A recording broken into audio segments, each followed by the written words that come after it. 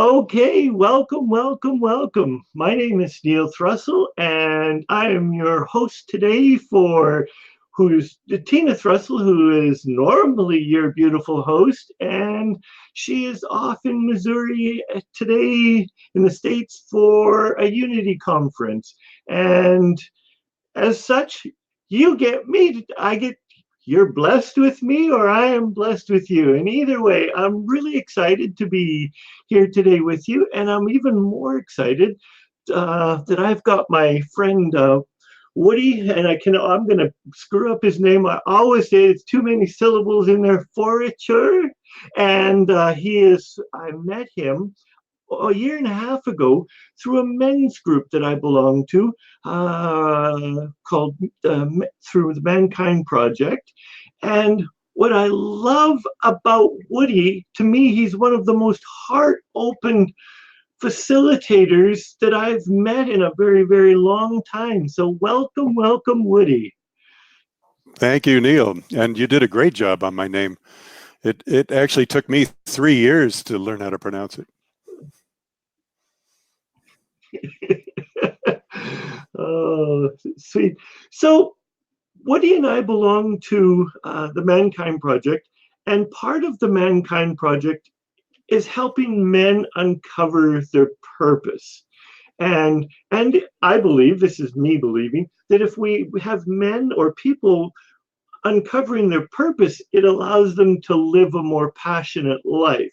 What are your thoughts, or what is your takeaway on this, Woody? Yeah, that is definitely a big part of what we do in the Mankind Project. And years ago, the pathway for men was kind of laid out, right? So, by the time a boy became a teenager, he knew what was expected of him, right?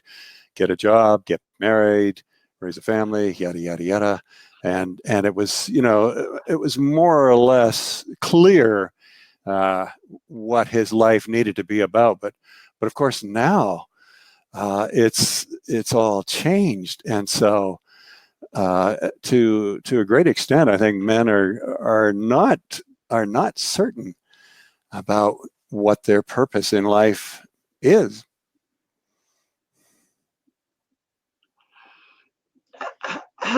I couldn't agree more. It's where we seem to have been gotten lost, but Tina and I focus a lot of our work is on working with women, and I know that women, especially when they're coming out of relationships or when they're empty nesters, are struggling with the same questions. Who am I and why am I here? And I was teasing Woody off before we started, and I'm going, because Woody has had a varied amount of careers, and his recent incarnation is he's landed as a therapeutic counselor. So what is a therapeutic counselor, and why and how did you choose this particular career path?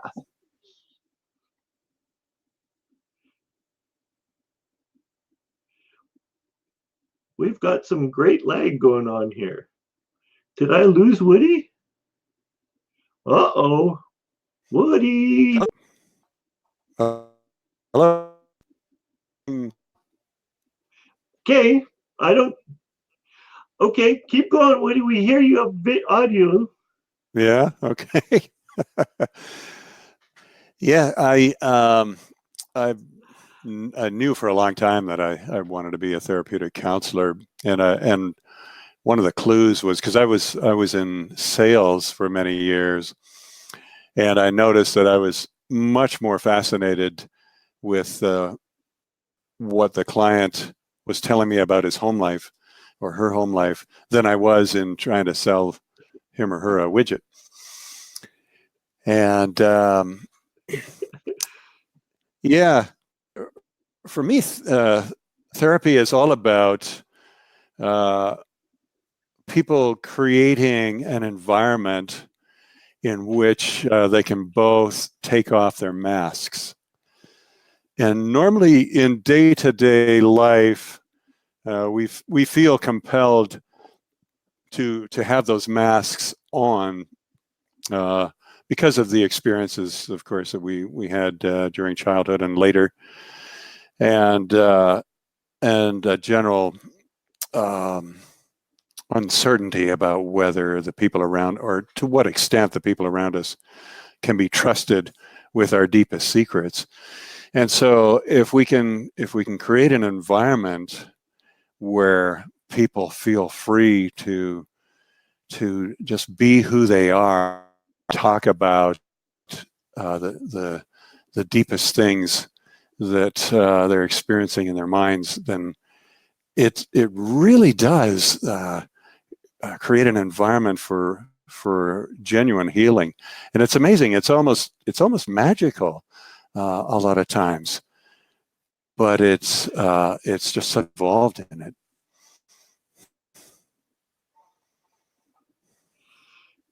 Cool. And so how did you know that you, besides you were interested in the stories people were telling you about their personal life, were there any other tells or indicators that what you were in was really not what you could or wanted to be doing? Wait for awkward good pause. question. Yeah, we've got a bit of a lag this morning. Yeah, there's I'll tell you what, like, I've always enjoyed everything that I've done. I think you mentioned, I was in radio and television for a number of years, and then marketing communications for a number of years, and those things. And at the same time, I've always felt led to go to different places and have different experiences. And it's hard for me sometimes to talk about any of this stuff without bringing in a spiritual element. But I have allowed myself to go where I believed I was supposed to go. And the counseling career is a part of that. It just seemed so natural and so compelling for me to go in that direction. It almost seemed like resistance would be futile.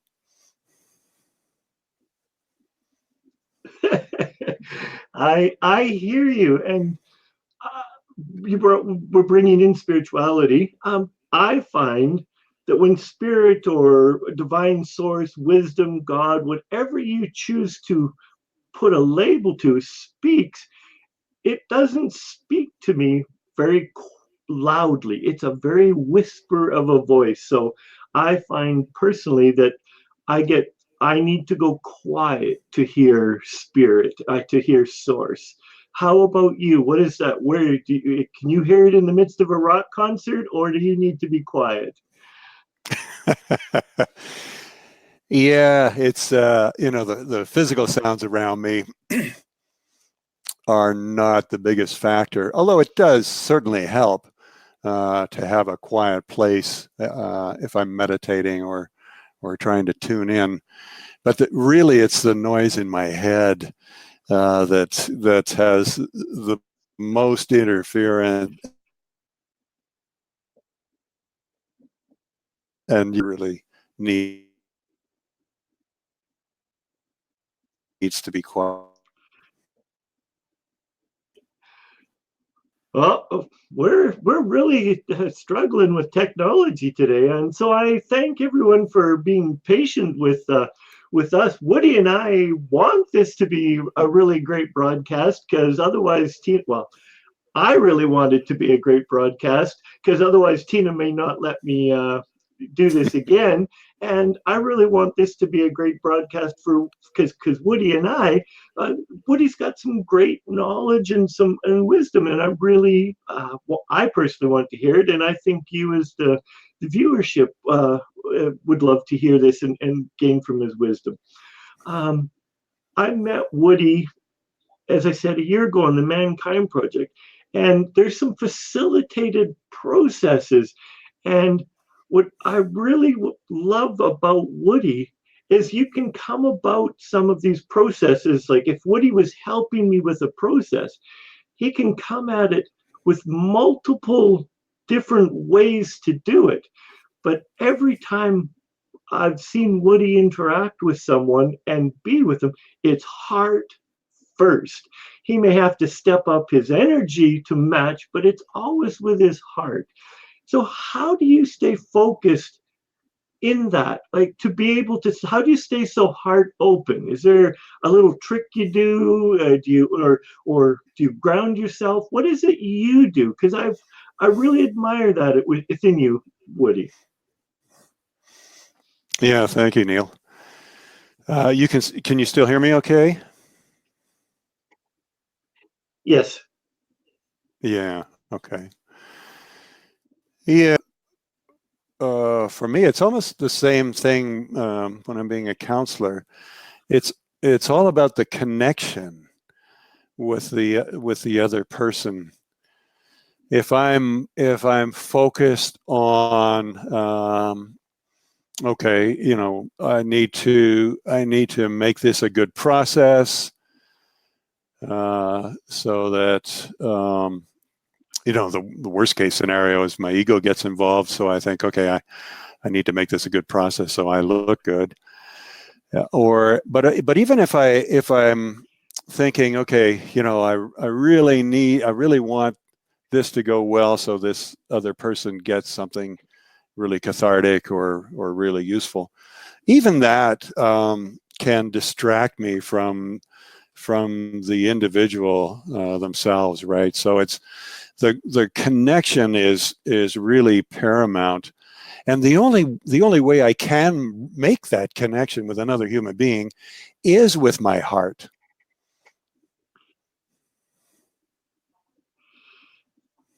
Oh, yes, absolutely. And to me, the two men are having a conversation about heart. Ladies, listen up. Two men are having a conversation about living from the heart.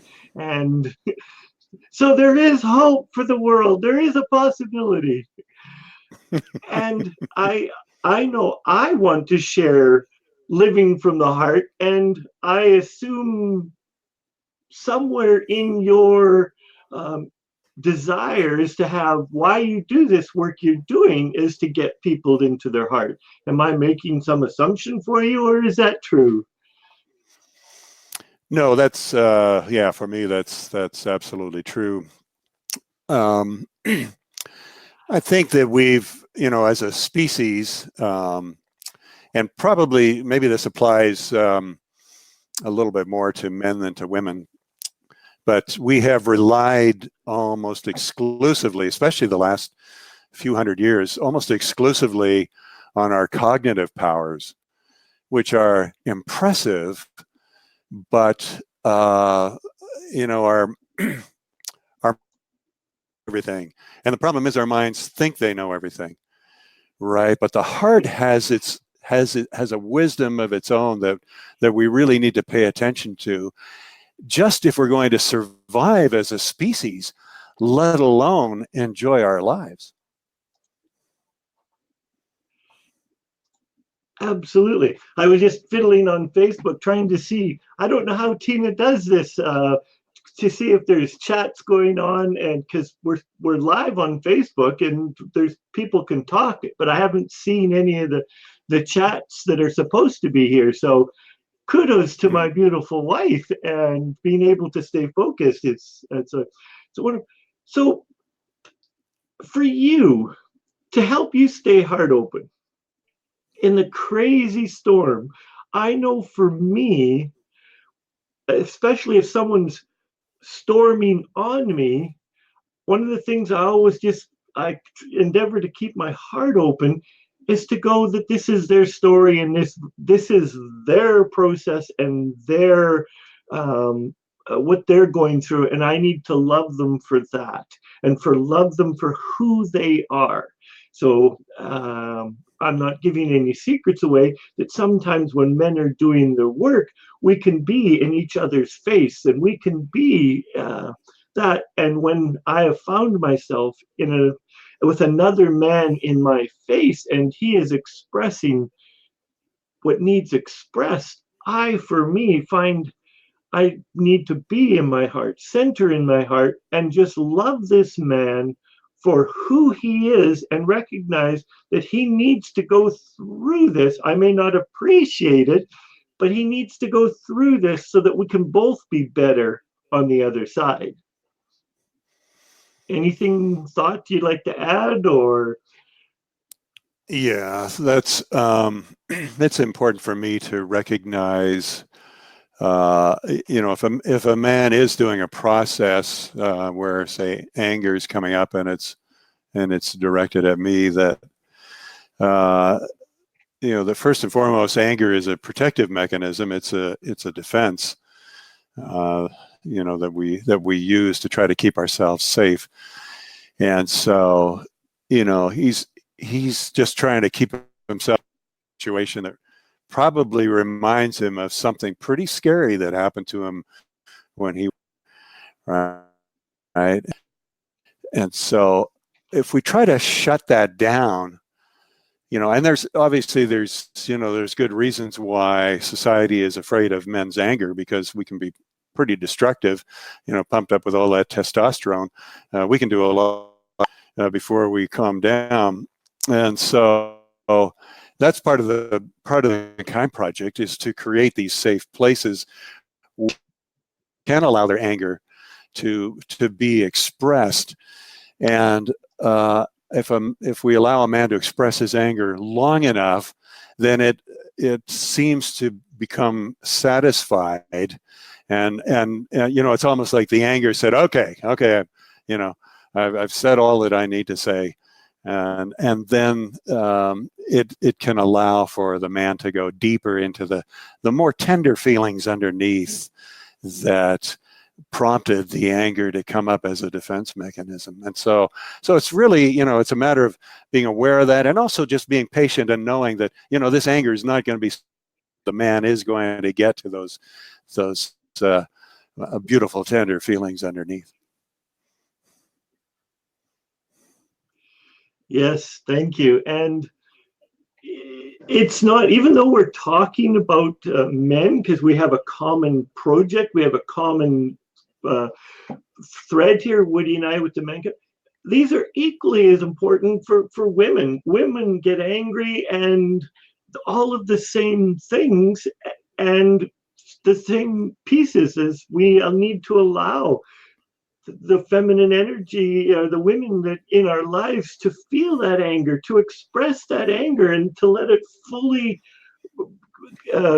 dissipate out of their body, so that they can lower, go into that place of the tenderness, into that heart open spaces. So even though we've talked about it as from a man's point of view, we're not excluding anyone. And that's right. Well, okay, and I'll jump back to sorry, continue.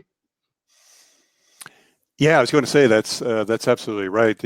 Whether we're talking about men or women, or whatever gender you identify with, the issue tends to be the same, right? In that when I was little, I learned that some aspects of me are not acceptable. And so, I tried to push them down. I tried to run away from those parts of myself. And so if somebody starts poking around and it looks like they're going to get close to those aspects, I get scared because I think I'm going to be discovered and then, kicked out of the human race or whatever. And so I can respond with anger in that moment to try to keep myself safe and try to keep them from discovering those things that people criticized when I was a little boy. And obviously that happens with, or at least in my experience, that's pretty universal. That's happened to all of us. No matter how good our parenting was, our schools, etc., we all end up with those the conviction somehow that there are parts of us that just aren't acceptable. And so that's really what the work is about, is embracing all of me and accepting all of me, and allowing all of me to be expressed to the world. Thank you. And that, to me, that's a beautiful segue as to when people get rid of their baggage and own that they are worthy of all of their dreams, all of the things that their heart desires, that they're worthy of this. And when they do the work to truly sink into and own their greatness, life is bliss. It can have uncomfortable moments, but life is bliss. Like I know Woody fishes, but and I suspect some of his greatest moments may not have been fishing and actually catching the fish, but looking at the surroundings of him. Maybe hunting and trying to get that fish is beautiful, but yeah, it's about being in the moment, being present to our own greatness. Anything to add? Yeah, no, I think you're right there, Neil. And I think too, just adding to what I was saying earlier, that if I assume that parts of me are not acceptable, then I can start to believe that I need to overcome those things, right? That I don't deserve to be happy until I have fixed those things that are wrong with me. And it's really hard to even get into the mindset that there is nothing wrong with me. I'm fine just the way I am. And so I can get on this endless treadmill of having to earn the right to be happy, and I can never do enough, right? Because I can never be something that is not me, and so I will never earn the right to be happy. And so I get on this endless treadmill trying to do more and more and more to earn the right to be happy, instead of just being happy. And that in itself causes, when you come to people and say, and they're listing all of the things that they're looking for happiness, and you just say to them, and causes such perplexity and such consternation, and they look, well, just be happy. Mm-hmm. Yeah, it seems so counterintuitive to most of us, right? And society teaches us that too. We built a culture that tells us, oh well, you can't be happy until you have this and this and this and this, and when you get this and this and this and this, it's still not enough. Oh, now you need that and that and that and that. It's just endless. Absolutely, because now that you have the big house and the Ferrari needs these particular tires. And you have to vacation,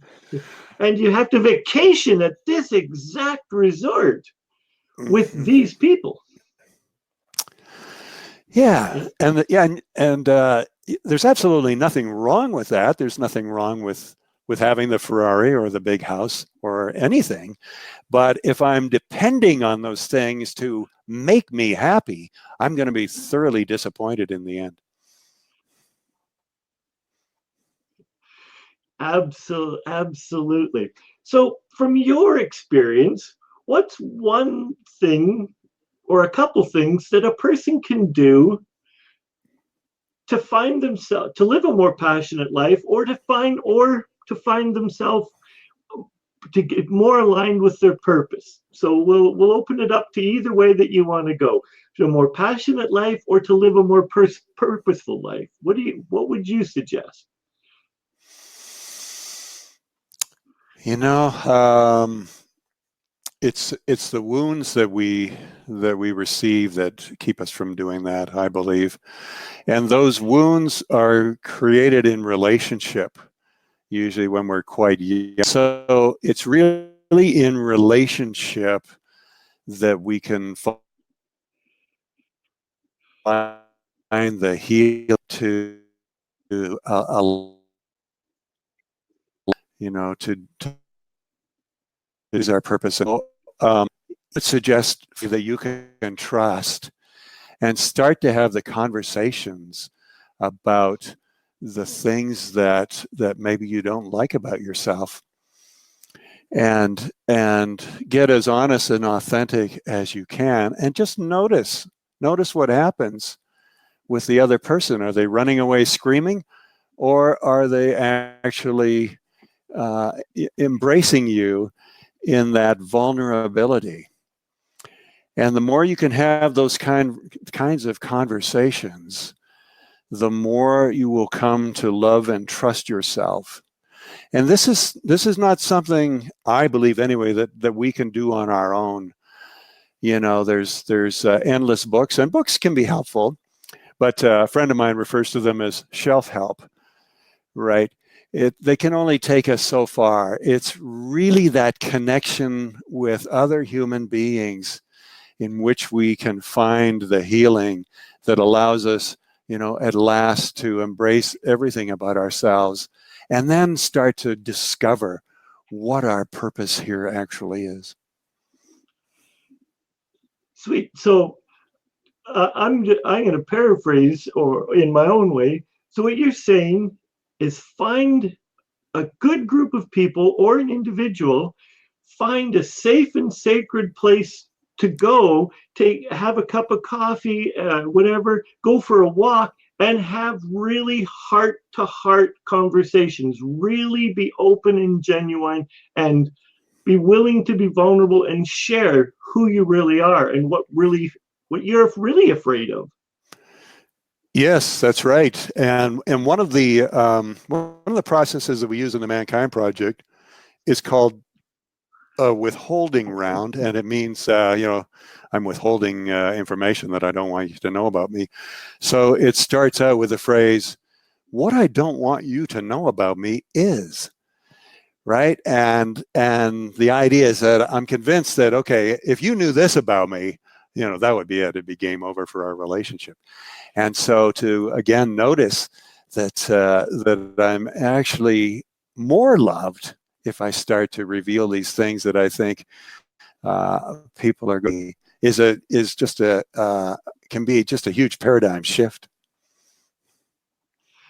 Absolutely. And it's fun, or it's interesting that you brought that one up, because we have weekly meetings, and at one of the meetings a couple of weeks ago, that very exercise was brought up, and I went, dang, I hate that one. And because it was good, because it made me look at 7 years ago, I had a catastrophic memory loss, and I am still carry shame.